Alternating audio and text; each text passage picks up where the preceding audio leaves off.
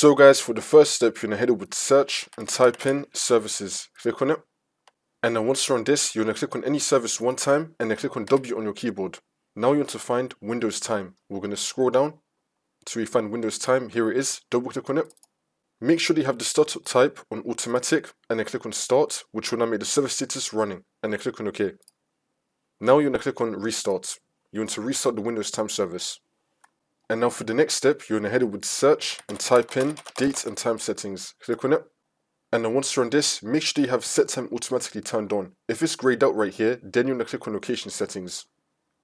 Make sure you have location services turned on. And make sure you have let apps access your location also turned on. Now we're going to go back to time and language. And then click on date and time, which will now allow us to turn on set times on automatically. You're going to turn this on. You also want to turn on set time automatically as well. So you're going to turn on both of these. Now you're going to click on sync now.